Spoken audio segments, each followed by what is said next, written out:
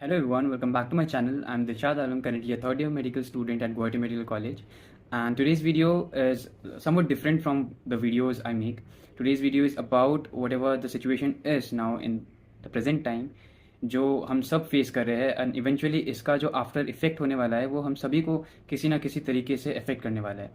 तो आप सभी को थंबनेल देख के पता ही लग गया होगा कि आज का टॉपिक क्या होने वाला है. सो एकदम बेसिक में चलते हैं, पास्ट में चलते हैं, देखते हैं कि ये सारा चीज़ कैसे इवॉल्व हुआ. जैसे आपको दिख रहा है कि he is none other than doctor B R Ambedkar sahab. Doctor B R Ambedkar sahab had a great mind and he did a great work.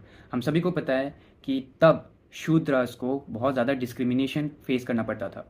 Okay, so as the minister of law and justice of India at that time, what he did was very apt. He gave equality, he gave opportunity to the discriminated part of the society. Okay, now let's see what was the basis of reservation policy. Reservation policy में सबसे पहले we need to understand certain terms like equality and equity. Okay, दोनों चीज़ें same नहीं है. Equality means sameness. आपने 25-25 दो लोगों को दे दिया, that is sameness. And equity means fairness. ठीक है, जिसको जिसको जितना चाहिए था आपने उसको उतना दिया, that is fairness and that is what was meant by equity, जो रिजर्वेशन पॉलिसी का बेस था. ओके, लाइक जैसे इन इमेजेस में बहुत अच्छे से आप देख सकते हो कि इक्वल रिसोर्स आपने इन तीनों को दिया था, but the opportunity which they got was different, right. So इस वजह से आउटकम को देखते हुए आपने रिसोर्सेज को अलग अलग यूज़ किया, आपने इक्विटी प्रोवाइड किया. ओके, तो क्या हुआ, इक्वल अपॉर्चुनिटीज़ आपने पहुंचाया by giving different resources in terms of reservation. आपने किसी कम्युनिटी को 10% का रिजर्वेशन दिया, किसी कम्युनिटी को 25% का रिजर्वेशन दिया, और किसी को तब नहीं चाहिए था इसीलिए आपने उनको अनरिजर्व रख दिया, so that equal opportunities gain हो. And that was the case at that time. तब बहुत अच्छा चल रहा था, but things changed over time. Things changed over time. Okay, अभी का जो स्टेट है, what we could do was कि जो हर्डल था, caste system was the hurdle. उस हर्डल को अगर हम मिटा दे तो लिबरेशन हो जाएगा. Every one in the particular resource, जितना लिमिटेड रिसोर्स आपके पास है, they could enjoy equal opportunities. लेकिन इसके बारे में तो कोई बात ही नहीं करेंगे, तो इसके बारे में डिस्कस करके फ़ायदा नहीं है. Now let us see what is the reality which is going on today. Okay, equality and equity का हमको पता चल गया. Reservation was meant for equity, but now what is happening is जो अनरिजर्व्ड कैटेगरी था उससे भी छीन के ओके न्यू कैटेगरीज को डेवलप किया जा रहा है, न्यू कैटेगरीज को इवॉल्व किया जा रहा है जो जो जेन्युइन नहीं है, and the outcome is going bad. Reservation was meant for this and not for this. You can easily see the pictorial representation. बहुत अच्छे से जिन्होंने भी ये बनाया है, बहुत अच्छे से दिखाया गया है. ओके, नाउ 2023 में असम का जो स्टोरी था, असम का जो कहानी था, that was specially for NEET UG 2023. That was more or less like the picture Lagaan. This is a very famous film of Aamir Khan. हम सब ने देखा है और हम सबको पता है कि उसमें क्या हुआ था. During the match rules were changed. During the match 2023 NEET UG में असम में भी सिमिलर कुछ इंसिडेंट्स हुए. नीट 2023 हो गया, रिजल्ट भी डिक्लेयर हो गए, मेरिट लिस्ट पे आ गया. उसके बाद सडनली कैबिनेट मीटिंग हुआ and certain rules got changed. ठीक है, न्यू रिजर्वेशन पॉलिसी केम जिसमें ओबीसी को सीट्स ज़्यादा दिया गया. ठीक है, मतलब उनका रिजर्वेशन थोड़ा इंक्रीज कर दिया गया, एंड ईडब्ल्यूएस के सर्टेन रूलिंग्स चेंज कर दिए गए. पहले ऐसा था कि स्टेट कोटा में 10% seats will be for EWS category. Economically weaker sections का जो कैटेगरी था उनको 10% सीट्स दिया जाने वाला था, बट रूलिंग्स के हिसाब से that seats got limited to only 6 colleges of Assam instead of 12 colleges. So अभी इस बारे में we will be discussing because the final verdict of this case is still pending. Okay, अब इसके साथ जो सबसे बड़ा गेम चेंजर था वो था इंट्रोडक्शन ऑफ एनआरआई सीट्स, वो भी 10%. Okay, and approximately 75 lakhs is being charged from each NRI student for his or her MBBS. Okay, this is a different thing. अभी बात करते हैं कि जो बेसिस था रिजर्वेशन का वो क्या था, कि this is the unreserved category. तो unreserve category was totally based on merit. Okay, और उसकी बात आते हैं कैटेगरीज, जैसे जनरल कैटेगरी, जो ब्रॉड कैटेगरीज है, general category, SC, ST and OBC. Okay, एक कट ऑफ रहता था जिसके ऊपर अगर कोई चला जाए तो ही was considered as unreserved and उसको अनरिजर्व कैटेगरी के अंडर में ही सीट मिलता था. लेकिन बात अलग इधर हो जाती है कि एससी, एसटी, ओबीसी को अपने एरिया में लॉक्ड प्रेफरेंस मिलता था. लाइक इधर से अगर कोई स्टूडेंट जाके यूआर कैटेगरी में एंटर कर रहा है तो जो वेटिंग लिस्ट में है वो वापस से इस जोन में आ जा रहा था, लाइक उसको एडमिशन एससी कैटेगरी के अंडर में मिल जा रहा था. But this thing was not with general. General was basically the unreserved category, जिसको जो आज बहुत ज़्यादा डिस्कस्ड है. वी ऑल नो कि somewhere justice is not there with this. Okay, living that topic aside, अभी जो एनआरआई सीट्स इंट्रोड्यूस किए गए हैं, okay, NRI seats obviously unreserved seats में से जाएंगे. अनरिजर्व सीट्स में से गए तो ऑब्वियसली जो सबसे ज़्यादा लॉस जिनको देखना पड़ेगा, they are none other than general students, ठीक है, जिन्होंने बहुत मेहनत किया था, लेकिन because of these certain rules, ठीक है, जिसने शायद सभी के कॉन्सेंस को हिला दिया है. Okay, high scoring students will not be getting their MBBS seats because of this ruling. तो क्या चीज़ कर सकता था गवर्नमेंट कि ओके एनआरआई सीट्स दे रहा है. सबसे पहले तो 10% ऑफ द स्टेट कोटा दे दिया. भाई, असम के योर ओन स्टेट के इतने सारे स्टूडेंट्स हैं जिनको सीट नहीं मिल रहा. अब क्या कर रहे हो, एनआरआई स्टूडेंट्स को इतना ज़्यादा लाइक बेनिफिट क्यों दे रहे हो. ओके ओके, समझ में आता है कि पेड सीट्स है. ओके, पेड सीट्स है, लेकिन पेड सीट्स 130 कौन रखता है. 10 seats for a single state is like considerable, लेकिन 130 seats out of like 1500 तो टोटल है स्टेट कोटा का. अराउंड 12 to 1300 सीट्स में से आपने 130 सीट्स जस्ट पेड कर दिया, एनआरआई को दे दिया. उसकी वजह से कितने स्टूडेंट्स हैं जो कट ऑफ से just below the cut off mark 550 549 में आके फंस गए, आके रुक गए. They are not getting the admissions. और हर कमेंट में कितने सारे स्टूडेंट्स ने कमेंट किया कि भैया मेरा 550 आ रहा था, मुझे सेकेंड काउंसलिंग में मिलेगा या नहीं. सब कैन यू अंडरस्टैंड, लाइक इस बात को हम समझ तो पा रहे हैं ना कि 550 एक बच्चा स्कोर कर रहा है out of 720. He is like so deserving, लेकिन just because of these rules उसको सीट नहीं मिलने वाला. ओके, एटलीस्ट एक एलिजिबिलिटी कट ऑफ तो रख सकता था. लाइक हुएवर इज अपने आप को एनआरआई शो कर रहा है और पैसे दे रहा है, उसको मेडिकल सीट मिल रहा है. लाइक कॉमन सेंस तो नथिंग.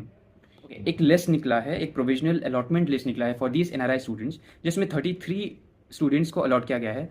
अपर लेवल में तो फिर भी ठीक है, काफ़ी students they are scoring like 500-400 marks, लेकिन लाइक 168 में ही is getting Guwahati medical college, ठीक है. 142 मार्क्स में लाइक असम मेडिकल कॉलेज उनको अलॉट किया गया है. Like these are not even the qualifying marks for NEET. कल एक मीम शेयर हुआ था, उसमें साफ लिखा था कि एग्जाम में जाओ, सारे क्वेश्चंस को ए पुट कर दो, आपको आराम से 142 स्कोर हो जाएगा. या तो where is the need of study. Okay, आपके पास पैसा है तो आप मेडिकल कॉलेज में घुस सकते हो. लाइक और एक बात है कि अगर आपको पैसा खर्च ही करना है तो प्राइवेट मेडिकल कॉलेज में आप आराम से जा सकते हो. Why to again come back to government medical college. And obviously students का कोई दोष नहीं है, अगर गवर्नमेंट ऐसा अपॉर्चुनिटी दे रहा है तो obviously the students will opt, right. अभी who has worked harder, the student who got 550 और the students who already are like उनको अलॉटमेंट मिल गया है in the medical top medical colleges of Assam in such a score of 142, such a like क्या बोलो, not even the qualifying marks. And it's medicine, it's any random profession. Medicine में you are treating life patients, सो जो responsibility है हम students के ऊपर. Okay, we are working hard, we had worked hard for this seat and we are still working hard so that we can become worthy enough, we can become like skillful and knowledgeable enough to treat life patients, है ना. तो इन चीज़ों को like why are you like playing with the quality. आप quantity increase कर रहे हो, ठीक है, नो डाउट इट्स गुड, लेकिन why to compromise quality. And हर जगह एडमिनिस्ट्रेशन कंफ्यूज है, लाइक एडमिशन करवा के उसको फिर प्रोविजनल करवा देते हैं because a court verdict is remaining. पहले कोर्ट वर्डिक्ट करवा देते, उसके बाद एडमिशन ले लेते, स्टूडेंट्स को स्ट्रेस ही नहीं होता. CBME करिकुलम आया है MBBS में, वो एक्सपेरिमेंट्स के ऊपर एक्सपेरिमेंट्स करता जा रहा है स्टूडेंट्स के ऊपर. नेक्स्ट जो नेशनल एग्जिट टेस्ट है, जो हमें हमारा MBBS डिग्री भी देगा और PG का सीट भी देगा, वो कब होगा वो स्टिल खुद क्लियर नहीं है. जो कंडक्टिंग बॉडी है वो खुद क्लियर नहीं है. एक रिसेंट वीडियो में लाइक मेरे सीनियर है, he very beautifully explained about this topic. He stood up for his students, Sanat Vakarda, and उन्होंने अपने वीडियो में बहुत अच्छे से ये बोला है कि मेरिट हम शर्मिंदा है, तेरे दुश्मन अभी जिंदा है. Things when like the time was there when merit was kept in the topmost priority, कि merit का जो value था वो एकदम ख़त्म ही हो गया है. And I don't know कि this is not my personal opinion. You all have the same opinion, I guess, and things need to change because now merit is becoming a myth. Okay, so talks aside, your second counseling for NEET 2023 for Assam State is going to start, and for that there are some of the things which you need clarity of. So just discussing about those topics. आपका जो educational notice है वो 11 अगस्त को आ चुका है और उसमें clearly mentioned है कि the candidate who have already registered and participated in round 1 counselling need not register again. उनको बस चॉइस फिलअप करना है in the second round, and choice filling आपका 20 अगस्त से 24 अगस्त तक रहेगा, एंड 24 अगस्त को लाइक 11:55 PM में your choice will be locked. ठीक है, अभी ये तो हुआ अलग बात। मैंने अपने पुराने वीडियो में मेंशन भी किया था कि who are the students who are eligible for round 2, like जिन्होंने राउंड 1 में पार्टिसिपेट किया लेकिन सीट नहीं मिला, सीट मिला लेकिन कैंसिल हो गया for some reason like document verification error.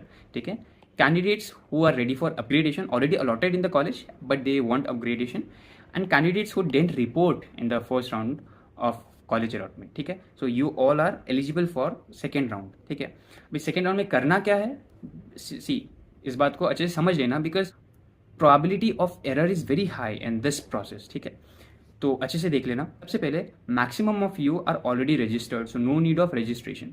जिन्होंने रजिस्ट्रेशन नहीं किया है वो फ्रेश रजिस्ट्रेशन करेंगे, एंड जिनका कैंसिल हो गया था ओके वो री रजिस्टर करोगे। उसके बाद most important step is choice filling and second counselling, because your present college is also at stake अगर आप गलती कर देते हो तो। सेकेंड काउंसलिंग में सेकेंड चॉइस फिलिंग जिन का है जो ऑलरेडी एक कॉलेज में हो, उनको क्या करना है, आपको जिस कॉलेज में अलॉटमेंट चाहिए, अपग्रेडेशन चाहिए, आप बस उसी कॉलेज को सिलेक्ट करोगे। Only select the college above your present college, या फिर जिस कॉलेज में आप जाना चाहते हो, and not all colleges. Please don't make this mistake okay. And if this is your first choice fill up then select all the colleges according to your preference. ठीक है, चॉइस फिलिंग के कुछ प्रिकॉशंस है which you need to listen very carefully. Please गलती मत करना, नहीं तो आपका प्रेजेंट कॉलेज भी चला जाएगा ओके। तो don't lose your current medical college, simple just put up the selected college for upgradation and don't regret later okay. So if you haven't been allotted then opt for all medical and dental colleges as I have already mentioned okay. अभी बहुत लोग ये पूछे थे कि भैया हमारा allotment हो गया, उसके बाद क्या होगा। So after allotment procedure is very simple, go to your previous college जहाँ आपने ऑलरेडी एडमिशन लिया था राउंड 1 के टाइम पे okay. Show them the allotment letter. ठीक है, उधर कुछ लिस्ट उनके पास ऑलरेडी हो भी सकता है, नहीं तो आप अपना अलॉटमेंट लेटर दिखा दो। Then they will give you the documents, you receive the documents and submit the documents in the new college.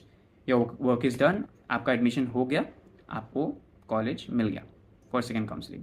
उसके बाद मॉपअप राउंड, जो थर्ड राउंड है that is probably the mop up round. ठीक है, mop up round में क्या होता है, आपको कोई अलग से लाइक बहुत जल्दी नोटिस नहीं मिलने वाला। ठीक है, मॉपअप राउंड में नॉर्मली 1-2 दिन पहले नोटिस निकलता है, and this is an offline round.